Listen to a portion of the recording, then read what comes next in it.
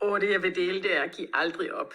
Jeg har lige haft min undervisning, hvor Joy var på, og det var så skønt, og det er ligesom at elske. Og jeg troede faktisk lidt, at jeg havde slået om, men hun er der stadigvæk, som hun siger. Og se det, jeg underviser jo i at tage din timepris fra 500 kroner i timen, set som hvis du har en klinik, og du har 6 kunder om dagen. Du tager 500 kroner for, hvad der sker, når du sætter prisen op gradvist, og hvordan du går fra 500 til 15.000 kroner i timen. Det gennemgår i det anden del af lære at forstå din timepris. Og så kom Joy på, og det var bare magisk. Og det er så fedt. Det er som om, det er...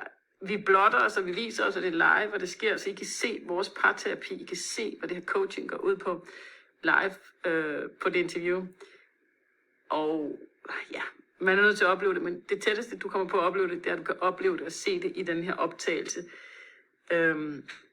Og jeg synes bare, den viser alt. Og igen, jeg var lidt nervøs, og det var sådan, det bliver aldrig, som man har planlagt, og det var noget nyt, jeg skulle, eller sådan, sæt din dato og din beslutning, og så hop ud i det. Du ved aldrig, hvad der sker. Jeg havde jo sat den her, jeg vidste ikke helt, jeg var syg i går, og er jeg syg i dag, men jeg havde bare besluttet mig for det. Og når du beslutter noget og lærer at holde dit ord, så kommer det hele til at ske af sig selv. Men det, der så kommer til at ske på de 2 timer, eller når det er dine 5 days, det ved du aldrig, hvad er, men det blev så magisk, og jeg elsker alt det, der blev blottet og vist der mellem mig og Joy. Det er kærlighedsforhold, og det er skænderier og breakdowns nogle gange. Det har det også været med Eva, og som jeg har sagt, og lige vil sige igen, mit job er at være din coach. Jeg kan garantere dig for, at der kommer tidspunkter, hvor du hader mig og ikke kan lide mig, og det er en del af rejsen. Og jeg lytter, jeg laver også fejl, jeg lytter også, og det er det, der bliver skildret så godt med Joy, og hun har det på præcis samme måde. Det kommer så også frem, hvad det egentlig er, hun er bange for. Og det var en stor for mig, aha-oplevelse. Jeg har lidt gået med tanker om, hvorfor vil folk give de der andre så mange penge, men ikke mig? Hvorfor er de bange for? Penge er jo en måde at tage imod service, så det er jo ikke dig, de er bange for, eller ikke mig. Det er den service, jeg giver. Og det var faktisk, at jeg beder Joy om at gå ud og tage imod penge, og det er hun bange for, at tage imod penge. Hun er ikke bange for at give dem. Hun er bange for at tage imod dem. Og det fede er, at vi stadig er i hinandens liv, og vi har været på den her rejse, og vi har ikke været intime sammen. Jeg har ikke rigtig rørt hende. Jeg har rørt hende i periferien med min overflade, men først i det her interview rører vi virkelig hinanden. Og det er det, der skal til. For en ting er, at man kan inspirere nogen, og man kan se overfladisk. Folk kan få en tanke og lige overføre nogle penge, fordi de synes et eller andet er fedt, og ens energi er fed. Men hvis de ikke kender din sårbarhed, og de ikke kender din sjæl, og det hele, hvis de ikke får det hele med, så kan vi ikke sammen rykke. Så nu er Joy i mine øjne blevet født. Fordi hun har sat en dato for sin 5 days, og hun forstår, og jeg har enrollet, jeg har nået hende i forhold til, at hun er solgt ind til at komme i gang med både hendes 5 days og hendes 1-årsprogram. Og vi har fundet ud af, hvad der ligesom var i vejen, hvad der var frygten, hvad der skulle til vores forhold, for det evolverede til der, hvor det nu er frugtbart. Så jeg vil sige, at vores forhold er blevet frugtbart nu. Og der er jo plantet et frø, og ting sker, som de skal. Bare gå ud og fejl, gå ud og skabe, gå ud og være på, og tage feedbacken. Og lad være med at blive solgt ind i løgnene. Lad være med at lade dig blive overbevist om noget, som ikke tjener dig. Og når det kommer op, så del det. Vær så ærlig som muligt. Og det er fantastisk, fordi lad være med at give op på nogen. Det er mennesker, der har været med på de 5 days, dem, der har rakt hånden op.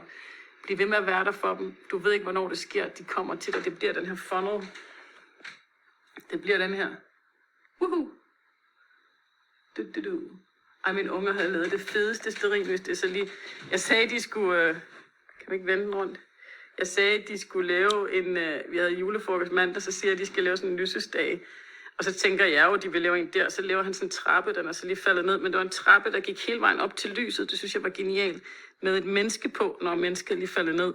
Og det kunne så ikke helt holde og gå i stykker, kunne jeg lige høre, men så laver han sådan en trappe. Er børn ikke bare for geniale? Altså, så laver de det her, hele vejen op af lyset. Og sådan her. Prøv at se. Er det ikke genialt? Så laver han sådan en her. Freaking brilliant og nytænkende. Til at holde stearinlyset med en lille mand på, der går hele vejen op. Er det ikke for vildt? Det laver de. Altså, det synes jeg bare, altså, det vil et voksen menneske aldrig nogensinde tænke på. Jeg er så glad, fordi jeg har rørt Joy og hun har rørt mig, og vi startede jo sammen, og jeg troede, vi havde slået op, fordi jeg fik en meget sur e-mail, fordi jeg kan være lidt kaotisk, eller jeg er, som jeg er, og vi ved aldrig, hvad shit det er, men vi har noget shit, der skal ud af os. Men det er så smukt, fordi tillid og tålmodighed, og tage imod feedback, og få folk derhen, hvor du ved, de skal hen, det der redder deres liv og andres liv. Og lige nu, når jeg kigger på den her tavle, så ser det helt anderledes ud. Jeg har haft lidt tvivl. Jeg har også tvivl nogle gange. Det går ikke ud og melder ud. Men hvad er det, jeg skal? Hvad er det, Gud vil have mig til? Er det business coaching, jeg skal lave? Er det for meget? Er det bare en erstatning for den her intimitet og ærlighed, og, som jeg ikke har med min familie? Er det meningen? Er det... Altså, jeg har haft dialoger med Gud. Skal jeg bare bede til Gud hver dag og skrive mine bøger? Skal jeg være på? Og så bliver jeg bare... Altså, I finder en vej og en retning, når I går ud og laver det her. Og selvfølgelig vil jeg aldrig nogensinde forlade jer, og aldrig nogensinde ikke gøre det. Og lige nu ved jeg ikke, hvad der sker, andet end jeg står og kigger på den her tavle, og den skinner bare til mig på en helt anden måde. Det er den her tavle, den viser... Anders And, det er fordi min søn Oliver ikke kan lide ordet Jesus. Det den her tavle viser, det er det vigtige i forretningsmodellen. Det som der for eksempel ikke har været under Joys andre skabelsesprocesser, som vi så fandt ud af, fordi hun er bange for at tage imod den rigtige pris. Og det var faktisk også det, den her undervisning jo handler om, jeg lige har lavet, hvor Joy kommer på. I kan ikke planlægge det, der sker ting, de er altid vildere end jeres hovedplanlægger. Derfor skal vi ikke planlægge. Vi skal sætte en dato, lave et commitment, hoppe på og se, hvad der sker. Det her, det siger måske ikke jer så meget, at dig, der sidder og ser det, men det er det essentielle i den model. Det er marketingsmodellen. Så er der modellen, hvor du leverer din service, men det her, det er modellen. Du rækker ud til 100 i en Facebook Live, ser de der, måske på Messenger, måske på sms. Du reacher out, men du rører dem. Så jeg rørte Joy, men det var overfladisk. Jeg havde ikke rørt hende med min sjæl og min sårbarhed, og med den ro, som hun har, som jeg manglede. Nu har vi rørt hinanden. Så du rækker ud og konverterer af alle. Du er nødt til at tage nogle handlinger og række ud. Det er et numbers game også. 50% af dem har du rørt. Du rækker ud, 50% bliver rørt af noget, du siger, noget, du deler, fordi du taler fra hjertet, fordi du har øvet dig i at være dig selv, eller fordi du har sprunget ud i det. Du bliver ved med at række ud og dele, og så rører du måske 50 mennesker ud af de 100. Ud af de 50 mennesker, som du rører, reach out and touch me, og bliv ved, fordi Lena så mig i februar og løb væk. Du ved ikke, hvornår de kommer. Du har den her funnel, den her trakt, bliv ved. Lad være med at give op. Det er bare mit budskab lige nu, fordi mig og Joy, det var helt tilbage, hvor jeg lavede 30 days, en måned, hvor du skulle lære teknikken. Jeg tror nærmest, vi var opskrevet hinanden. Jeg lærer også. Du skal bare i gang. Du kan ikke lære uden at være i gang. Så du skal også tage nogle røvfulde en gang imellem. Men 50% rører du i din Facebook Live. Og ud af de 50%, som så når det er 100, er 50 mennesker. 25 deltager i din 5 days. Det er bare et eksempel. Der var kun 4 på min første. Så ud af de 25, så er der 12, der booker et kald. Ud af de 4, der var på, der var 2, der gik med videre hos mig. Så 50%. Det her, det er en konverteringsrate på 50%. Det er det betyder. Det er det, som er forretningsmodellen i det. Og det er det, jeg også er min rolle er også at give jer de der mere kedelige, mekaniske ting, som faktisk var det, der stod imod, at Joys forretninger virkede. Så det her skal på plads. Og det er det, der også er relevant for dig, Jimmy, i din model og konvertering osv. 12 booker et kald efter 5 dage. De har været sammen med 25 sammen med dig i 5 dage. Halvdelen vælger at booke et kald. Lidt under halvdelen. Og af dem, der booker et kald, er der 6, der køber. Det er igen en konvertering på 50%. Vi skal bare lære lige at tænke i de her termer. Ud af de 6, der køber, der er 3, hvis liv du totalt transformerer. Og det var så pudsigt, at det var det, jeg siger til første gang, jeg viser den her tavle. Det er til Lena, som har haft en oplevelse med Jesus, som nu hedder Anders And. Lena går jo ud og bliver fan og sælger til Rakel. Og så completer vi den her cirkel. Det, som du skal herover, der konverterer du, det er tallene. Det, som der sker, det er, at folk går fra kold til lunken, til varm, til køber, til fan, fordi du transformerer deres liv. Det skal herover. Og det kan man sige, det her det er sådan lidt, det er kvinden, det er følelserne, det her det er mekanismen, det er manden, det er tallene, det er strukturen. Så på den ene side er der handlinger. Det er der, hvor jeg bliver hård og maskulin, og jeg måske ikke engang bryder mig om at være. Men det er det, der skal til. Det er handlingerne, det er mekanismen, det er mekanikken i det. Det er antallet, det er tallene. Tre liv totalt transformeret. Livredder, kærlighed bliver til penge, og penge bliver til kærlighed. Det er det her, I skal igennem. Det her, jeres stof inde i jer, det bliver legende nemt. Det her med at lave den her, det er faktisk ret geniale graf. Det er så legende nemt for mig, og det bliver også legende nemt for dig. Fordi det er inde i dig, det skal bare ud af dig. Og det er det, som min coaching gør, og det er derfor folk er bange for den. Det slipper din energi fri.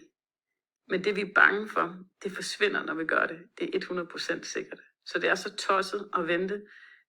Og min barndomsven, jeg snakker om et eller andet med kristendom, og hvad man skulle give afkald på. Jeg tror, det var onani, og det skal jeg tale om sex med mig. Og sex for ægteskab og nogle andre ting. Og så skriver hun til mig, er du okay? Du lyder som om, du er et eller andet syg, eller ikke har det godt. Eller sådan. Og det er bare så sjovt. Så går vi rundt og lever sådan et liv, som er helt skørt og egentlig sindssygt, hvor nogen går på arbejde, som de ikke kan lide, og de er bange for at blive fyret. Altså, vi går rundt og lever sådan et skørt liv, og så når man ligesom bliver rask, ser lyset, og det ser også skørt ud, alt det ser med Gud og Jesus, halleluja, det ser skørt ud. Så bliver du rask og sane. Endelig bliver du sane, hvor hele verden er sådan insane. Hele verden er skør. De gør noget, de ikke har lyst til. De har ikke nogen liv. De gør noget, der dræner deres energi, i stedet for at gøre noget, der giver dem energi. Så gør du det, og så spørger folk, om du er okay. Det er sjovt. Når jeg selv ser det der Jesus-ting, folk står der, så synes jeg også, det ser skørt ud. Det må jeg indrømme. Men det er fucking fed følelse, de har. Jeg så jo ham der i metroen, der stod, og så stod han bare og grinte. Først da jeg hørte ham, blev jeg bange, så jeg på ham, han stod bare og grinte og havde det godt. Alle synes, han var skør, men han har det jo mega freaking godt. Han står og griner. han er fandme fyldt med kærlighed, og så arabisk og talt, så tænker man straks lidt terror, et eller andet. Og folk stod bare sådan, og så da han var gået ud, så begyndte de at snakke om ham. Men hvem er det, der har det godt? Det er jo ikke dem, der står der. Det var ham, han var fyldt med kærlighed. Livet er forunderligt. Jeg var jo syg i går, jeg kan ikke se den smukke himmel. Sæt jeres dato. Og gør det, og hop ud i det. Sæt din dato for dine 5 days.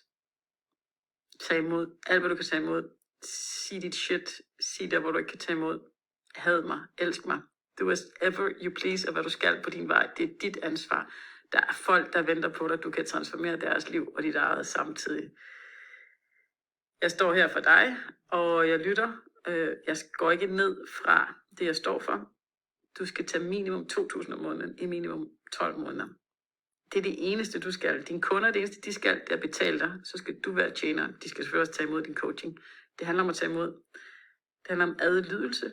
Fuldstændig ligesom vores Gud, vores far. Når vi adlyder ham, så kan vi tage imod hans kærlighed.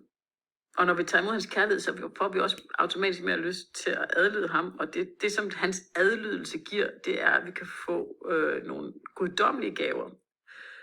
Og det er faktisk guddommelige gaver, du kan få her, fordi det er direkte fra ham. Så mæthed i mad og sex og penge og begær og så videre, det er en form for mæthed. Men det åndelige, vi kan få, det du kan få, når du tager imod, og glemmer det, du ved, og ligger det i døren, glemmer dit ego, glemmer dine egne idéer, men adlyder og tager imod og bare gør, selvom du ikke føler dig klar, selvom du ikke kan se pointen med det. Og jeg elskede, at Joy sagde det, for det er en anden, der også har sagt, jeg ved ikke, hvad jeg skal sælge, så jeg føler, jeg bare hostler. Det handler om dig. Det er din egoisme. Se det her, jeg lige har lavet med Joy. Jeg sætter det op på lynhurtigt. Det er fantastisk. Og det viser rent grafisk, hvordan du går fra 500 til 15.000 kroner i timen, hvis du har en klinik og er behandler.